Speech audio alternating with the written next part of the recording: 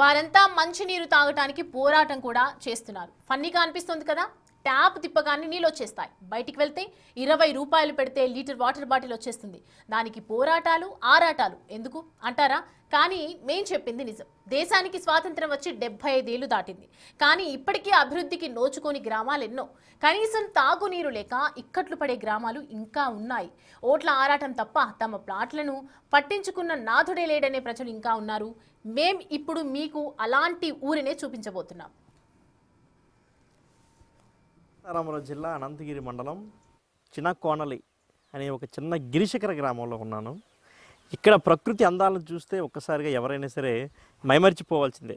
At the same time వీళ్ళ కష్టాలను చూస్తే ఆవేదన చెందాల్సిందే. ఒకసారి ఒక ప్రకృతి అందాలను మొదట మనం చూద్దాం. ఒకసారి చూడండి ఎంత ఆహ్లాదకరంగా మనకు కనిపిస్తూ ఉందో. నిజంగా ఈ యొక్క ప్రకృతి అందాలను చూస్తుంటే ఇక్కడే మనకు కూడా ఉండిపోవాలని అనిపిస్తూ ఉంటుంది. ఎందుకంటే ఇవి చూస్తూ బ్రతికేయచ్చు, ఇక్కడ ఏం దొరికినా ఏదో తిని పండు కాయ తినుకొని ఉండిపోవచ్చేమో అని, అంటే సిటీల్లో ఉండే మనలాంటి వాళ్ళకి అనిపిస్తుంటుంది. ఆ క్షణానికి అలా అనిపిస్తుంది. మహా అయితే 1-2 రోజులు మాత్రమే ఇక్కడ గడపగలం. ఎందుకంటే అంతకు మించినటువంటి సమస్యలు ఇక్కడ ఉన్నాయి. ఏదైతే ఈ ప్రకృతి మనకి ఎంత ఆహ్లాదాన్ని ఇస్తుందో, ఎంత అందంగా కనిపిస్తుందో, చూడచక్కగా కనిపిస్తూ ఉందో, ఆ కొండను చూసుకోవచ్చు. చుట్టూ ఉన్నటువంటి పచ్చదనం ఏ విధంగా పరుచుకుని ఉందో మనం చూసుకోవచ్చు. ముఖ్యంగా మనం చూస్తే తెల్లవారుజామున వస్తే మంచు తెరలు మరింత ఆహ్లాదాన్ని ఇస్తాయి, మరింత కనువిందు చేస్తాయి. కానీ వీటికి తోడు ఇక్కడ ఉన్నటువంటి గిరిశిఖర ప్రాంతాల్లో ఈ గిరిజనులు అనిపిస్తున్నటువంటి కష్టాలను చూస్తే ఒక్కసారి మనందరికీ కూడా ఒళ్ళు జలధరిస్తాం. ఎందుకంటే ఇక్కడ త్రాగడానికి కూడా కనీసం నీళ్లు లేనటువంటి పరిస్థితి. అట్ ద సేమ్ టైం వీరి యొక్క ఇంజనీరింగ్ వండర్ని కూడా మనం మెచ్చుకోవాలి, వీరి యొక్క తెలివిని కూడా మెచ్చుకోవాలి. ఎందుకంటే డిగ్రీలు చేసేవాళ్ళు ఉన్నారు, బీటెక్లు చేసేవాళ్ళు ఉన్నారు, పెద్ద పెద్ద చదువులు చదివే వాళ్ళు ఉన్నారు. వాళ్ళే చిన్న చిన్న సమస్యలకి పరిష్కారం చూసుకోలేనటువంటి పరిస్థితుల్లో ఈరోజు ప్రపంచం ముందుకు వెళ్తుంది. కానీ ఇక్కడ గిరిశిఖర ప్రాంతాల్లో ఉన్నటువంటి ఈ గిరిజనులు తమ యొక్క తెలివితేటలను ఉపయోగించి కొండలపై వస్తున్నటువంటి వాటర్ని ఒడిసి పట్టుకొని, ఏది జనరల్గా మనం డ్రిప్ ఇరిగేషన్ అంటాం కదా, పొలాల్లో మనం డ్రిప్ పామాయిల్ తోటలకి, కాయగూర మొక్కలకి ఇలాంటి వాటికి డ్రిప్ ఇరిగేషన్ పెట్టుకుంటాం. అటువంటి డ్రిప్ ఇరిగేషన్ యొక్క పైపుల సహకారంతో వీళ్ళు కొండపై నుంచి వస్తున్నటువంటి నీటిని ఒడిసి పట్టుకొని ఈ విధంగా చిన్న చిన్న పైపుల ద్వారా తెచ్చుకొని ఒక పాత్రలో పెట్టుకుంటున్నారు. సో వీళ్ళు ఈ నీటినే తాగుతుంటారు, వీటిని అవసరాలకు వాడుతూ ఉంటారు. అన్నీ అంటే వీళ్ళు ప్రతిదానికి ఈ నీటినే వాడుతాం. చూసుకోవచ్చు, మనకి డ్రిప్ ఇరిగేషన్ సిస్టమ్ యొక్క పైపును మనం చూసుకోవచ్చు. అంటే జనరల్గా ఇది డ్రిప్ ఇరిగేషన్ సిస్టమ్ సంబంధించినటువంటి పైపు. కానీ వీళ్ళు పెద్ద పెద్ద పైపులు, మోటార్లు కొనుక్కునే స్తోమత వీళ్ళకి ఉండదు. కాబట్టి వీళ్ళు ఇలాంటి ఒక చిన్న పైపుని ఏర్పాటు చేసుకుని కొండ పైనుంచి, ఇంకా మనం ఒకసారి అక్కడ కూడా వెళ్ళే ప్రయత్నం చేద్దాం. ఒకసారి వెళ్దాం, అక్కడ పరిస్థితి ఏ విధంగా ఉందో. అక్కడ నుంచి పైపు ఇక్కడ మనం చూసుకోవచ్చు. అక్కడ పాపం చిన్న చిన్న లీక్స్ కూడా ఉన్నాయి. కానీ అంతకుమించి వీళ్ళు చేసేది ఏముంది, పాపం ఏం లేక దాన్నే మెయింటైన్ చేయదు. ఎందుకంటే వచ్చేదే చిన్న దార, కానీ అక్కడక్కడ మళ్ళీ కొన్ని లీక్స్ కూడా మనకు కనిపిస్తాం. నిజంగా ఇది కూడా బాధాకరమే. నిజంగా కష్టాలు అలవాటు అయిపోయిన తర్వాత ఇవన్నీ కూడా చిన్నవిగా కనిపిస్తూ ఉంటాయి. సో తాగడానికి నీళ్లు కూడా లేని ప్రాంతాలు ఇంకా మన దేశంలో ఉన్నాయంటే అతిశయోక్తి కాదు. ఎందుకంటే మనందరికీ ఇది నిత్యకృత్యంగా మారింది. చూస్తూనే ఉంటాం పవర్ లేని ప్రాంతాలు, రోడ్లు లేని ప్రాంతాలు. ఎందుకంటే ఇక్కడ రావడానికి సరైన రోడ్డు మార్గం కూడా లేదు. కానీ గత ప్రభుత్వం వీళ్ళకి లైట్ అంటే వెలుతురు అంటే వచ్చే విధంగా చిన్న చిన్న సోలార్ లైట్స్ ఏర్పాటు చేసింది. వీళ్ళకి అంటే పాములు ఇటువంటి పురుగులు రాకుండా, అంటే వచ్చినా కానీ మనకు కనిపించేటట్టు వాటిని మళ్ళీ తిరిగి పంపించడానికి కొంత వెసులుబాటు అయితే గత ప్రభుత్వం కల్పించింది. అంతకు మించి ఇక్కడ ఎటువంటి ఫెసిలిటీస్ లేవు, తాగడానికి నీళ్లు కూడా లేవు. మరి ఏం చేస్తున్నారు వీళ్ళు, అసలు ఎలా ఏర్పాటు చేసుకుని ఒకసారి వారి మాటల్లో మనం తెలుసుకునే ప్రయత్నం చేద్దాం. ఒకసారి వారితో మాట్లాడదాం. చెప్పండి అమ్మా, ఎలా ఏర్పాటు చేసుకున్నారు ఆ పైపు? అన్నింటికి పైపు అలాగే వాటర్ పై నుంచి చేసాం సార్. అక్కడ నుంచి ఇబ్బందులు చేస్తున్నాం సార్. అంత బాధగా అంత ఇబ్బందిలాగా చేసి తాగుతున్నాం వాటర్. అందుకు ఇబ్బందులక కష్టాలు సుఖాలు వచ్చేస్తున్నాం సార్. మాకు గొప్ప ఇబ్బంది ఉందాం సార్. వాటర్ లేకుండా చచ్చిస్తాం సార్. ఎంత కొద్దిగా తవ్వుకొని ఇలా తవ్వేసి తాగుతున్నాం సార్. ఎంత ఇబ్బంది పడుతున్నాం సార్. అందుకని బాధపడుతున్నాం సార్. ఎంత హెల్ప్ చేస్తారు కానీ అని జగన్ చేస్తారని ఆశపడి ఉన్నాం సార్. అందుకని బాధ. ఇప్పుడు ఈ పైపుని ఎవరు ఏర్పాటు చేశారు అక్కడ నుంచి, కొండపై నుంచి? మీకు కొండపై నుంచి మా ఆయన సార్ అక్కడి నుంచి వాటర్ నుంచి సైట్కి పనికి వెళ్ళి నుంచి ఇబ్బంది పడతామని తెచ్చుకోవడానికి ఇబ్బంది పడతామని వాటర్ తెచ్చి పైపు చేసినాం సార్. అందుకని ఈ పైపు కూడా మీరే కొనుక్కున్నారా? మేమే కొనుక్కోరాం సార్. పెద్ద కోడి తీసుకెళ్ళి కోడి ఇచ్చేసి తెచ్చినాం పైపు. తెచ్చి కోడిని అమ్మేసి ఆ డబ్బులతో పైపు కొనుక్కున్నాము. కొన్నాము. కోడి అమ్మేసి ఆ డబ్బులు తీసుకొని మళ్ళీ పైపు కొను సార్. ఓకే. ఇప్పుడు త్రాగడానికి వాడుకలకి అన్నీ అయ్యే నీరు. అవే నీరు తాగడానికైనా స్నానం చేయడానికైనా ఏదైనా తాగడానికి అవే సార్ ఆ నీళ్ళే. మరి ఏమైనా జబ్బులు కానీ చేసినప్పుడు ఎలా మరి అయ్యే నీళ్ళు తాగుతుంటారా? వేడి నీళ్ళు కాంబెట్టి తాగుతాం సార్. ఓకే. ఇప్పుడు ఇక్కడికి ఎమ్మెల్యేలు కానీ ప్రజాప్రతినిధులు ఎవరు రారా మీ దగ్గరికి అసలు? అప్పుడప్పుడు వస్తారు సార్, వచ్చి అడుక్కొని వెళ్తారు సార్. ఎంత ఇబ్బందులు పెడుతున్నారు, ఎంత శ్రమలు అవుతున్నారు అంటే అక్కడ నుంచి కోడి అమ్మేసి డబ్బు పెట్టుకొని పైపులు కొనేసి తెచ్చినాము సార్ అని వాళ్ళతో చెప్తున్నాం సార్. ఎవరైనా అలాగే చెప్తాం సార్. ఓకే. ఇప్పుడు ఎన్ని రోజులైంది మీరు ఇలా పైప్ పెట్టుకొని? పైపు పెట్టుకొని 6 సంవత్సరం అవుతుంది సార్. 5 సంవత్సరం అయింది తెచ్చిన తర్వాత. ఇక్కడ నుంచి ఎంత దూరం కొండపైకి పైప్ పెట్టిన దగ్గరికి?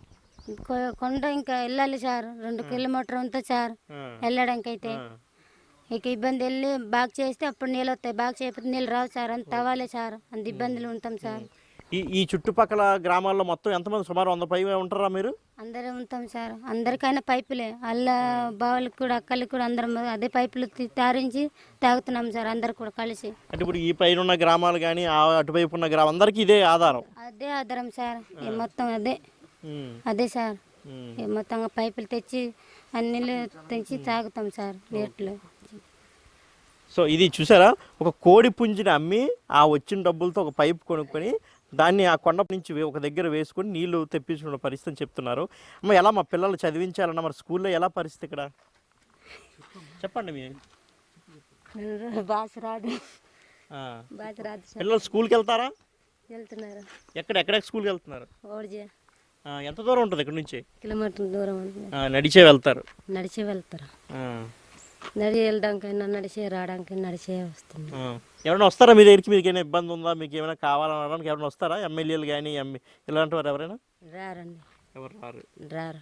ఓట్ల కోసం వస్తారా? వస్తారు. మేము వస్తాం ఓట్లకైతే.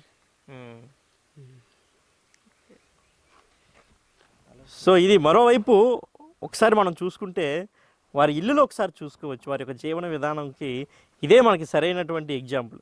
ఒకసారి చూడండి ఆ ఇల్లు. జనరల్గా ఆ ఇల్లు చూస్తే మనకేంటంటే ఈ వ్యవసాయదారుల ఇళ్ళల్లో మనకి ధాన్యం వేసుకోవడానికి గాదిలు అంటారు ఉత్తరాంధ్ర సైడు, అటువంటి గాది టైప్లో ఉంది. కానీ ఇది ఇల్లు చూసుకున్నారా, వాళ్ళు జాగ్రత్తగా ముందుకు ఒక తడక కట్టుకొని లోపల మళ్ళీ ఇంకో తడక, అదొక అంటే డోర్ సిస్టమ్ ఇదంతా కూడా. అంటే ఇబ్బంది లేకుండా ఏ కుక్కలు కానీ ఇటువంటి వెళ్ళిపోకుండా జాగ్రత్త పడుతుంటారు అనమాట. మరోవైపు మనం ఈ శీతాకాలంలో పెద్ద పెద్ద రగ్గులు కప్పుకొని మైదాన ప్రాంతాల్లో ఉంటూ అబ్బా చలేసేస్తుంది, చలికి ఉండలేకపోతుందని చెప్పి మఫ్లర్లు కానీ మంకీ హ్యాట్స్ వేసుకొని నానా హంగామా చేస్తుంటాం, ఈ జర్కిన్స్ అని స్వెటర్స్ అని. కానీ ఒకసారి వీళ్ళ ఇల్లులు చూడండి ఏ విధంగా ఉన్నాయో. ఒకసారి వీళ్ళ యొక్క ఇల్లులు అంటే ఈ యొక్క జీవన స్థితిగతులు, ఆర్థిక స్థితిగతులు తెలుసుకోవడానికి, కళ్ళారా చూడడానికి ఎంతకంటే ఎగ్జాంపుల్ ఏమి ఉండదు. చూడండి చక్కగా ఇందులో నుంచి గాలి వెళ్ళి చల్లగాలు వస్తుంటాయి, పాములు వస్తాయి, ప్రతీది కూడా ఇందులో నుంచి లోపలికి వెళ్ళగలదు. కానీ వీళ్ళు ఇలానే ఉంటారు, ఇక్కడే బ్రతుకుతున్నారు, అనేక సంవత్సరాల నుంచి ఇక్కడే జీవనం సాగిస్తున్నారు. ఈ చలిని వాతావరణం అన్నింటిని కూడా తట్టుకుంటున్నారు. కానీ అన్నింటికి వారు భరిస్తున్నారు. ఎన్నికలైతే కూడా ఆమె చెప్తున్నారు, ఎన్నికలైతే కూడా మేము వెళ్తాము, ఓట్లు వేస్తాం అంటే వారికి కూడా ఆ చలనం ఉంది. ప్రజాస్వామ్యాన్ని కాపాడాలి, ఎన్నుకోవాలి, నాయకుడిని ఎన్నుకోవాలని. కానీ ఆ ప్రజాస్వామ్యంలో ఎన్నుకోబడినటువంటి నాయకులకి మాత్రం ఆ చలనం లేదు. వీళ్ళకంటూ ఒక చిన్న గూడు కట్టాలి, ఒక చిన్న చిన్న ఇల్లు నిర్మించాలి, తాగడానికి వాటర్ ఇవ్వాలి. ఈ సోయి మాత్రం వాళ్ళలో ఎక్కడా కూడా కనిపించలేదు. ఇప్పటికే అనేక గ్రామాలను మనం బిగ్ టీవీ చూపించింది వాళ్ళ యొక్క జీవన స్థితిగతులు ఏంటి, వాళ్ళ పరిస్థితులు ఏంటని. ఈరోజు చూసుకుంటే ఆ యొక్క చిన్న పైపే నిదర్శనం. వీరిపై ఎంత నిర్లక్ష్యంగా ప్రభుత్వాలు వ్యవహరిస్తున్నాయి. 5 సంవత్సరాలు అయిందంట ఒక కోడి పుంజుని అమ్మి ఆ వచ్చే డబ్బులతో ఈ పైప్ ఏర్పాటు చేసుకుని నీళ్ళు తాగుతున్నారు. సో ఒకసారి అంటే ఎక్కడి నుంచి వాటర్ వస్తుందో ఆ ప్రదేశానికి కూడా ఒకసారి వెళ్ళే ప్రయత్నం చేద్దాం. ఇప్పుడైనా నమ్ముతారా? నీళ్ల కోసం వాళ్ళు పడే ఆరాటం, బతకటానికి వారు చేసే పోరాటం. అయితే వారికి ఆ నీళ్లు ఎలా వస్తున్నాయో చూసాం, కానీ ఎక్కడి నుంచి వస్తున్నాయి అనేది తెలుసుకునే ప్రయత్నం చేసింది బిగ్ టీవీ టీం. దీనికోసం ఆ గుట్టలో నడక ప్రారంభించింది.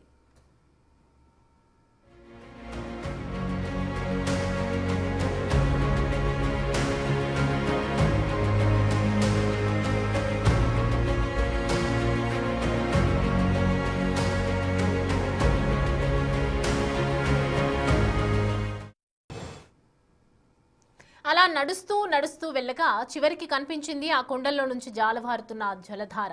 మామూలు సమయంలో అయితే ఆ ప్రకృతి అందానికి, ఆ జలపాతానికి మనసు ఆహ్లాదం పొందాలి. కానీ కింద గ్రామ ప్రజల కష్టం చూశాక అదంతా ఎగిరిపోయిందని చెప్పింది మా టీం. అక్కడ ఉన్న పరిస్థితి ఏంటో ఒక్కసారి చూడండి.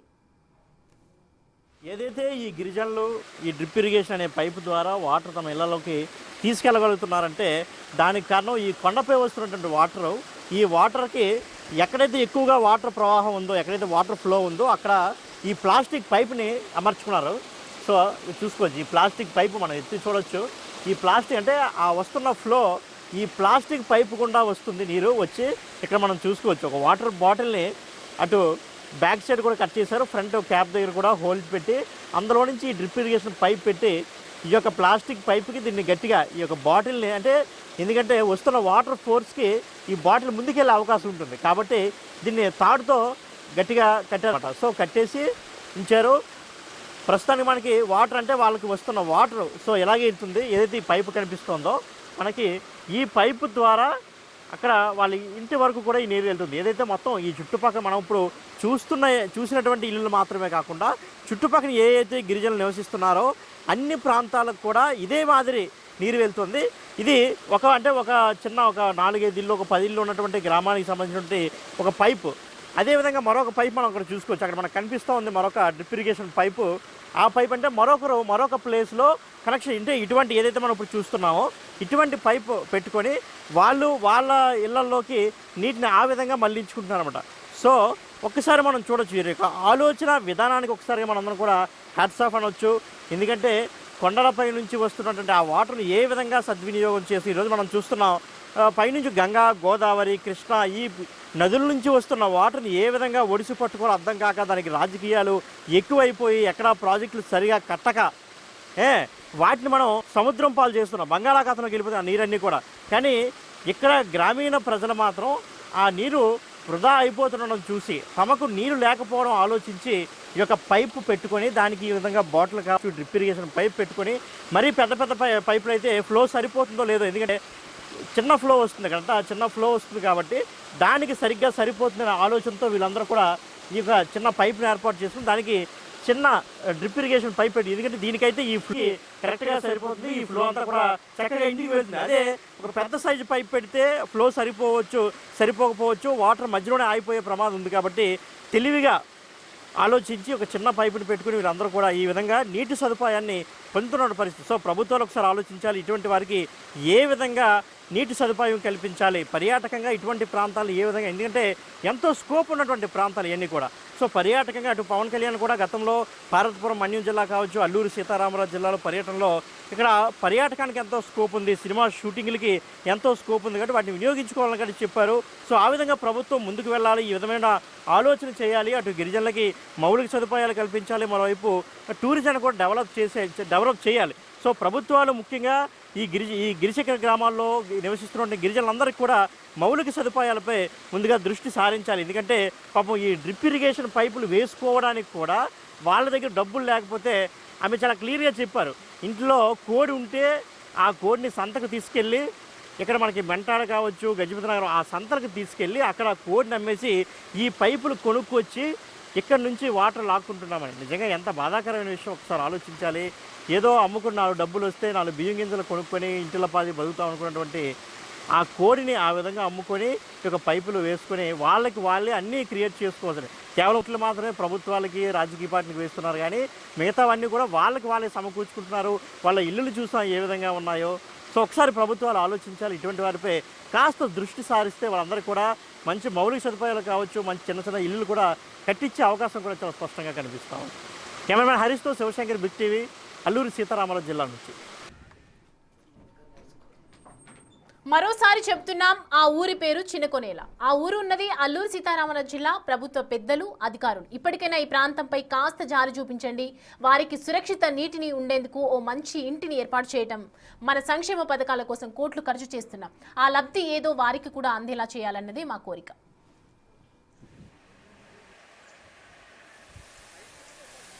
జారి పడకపోతున్నా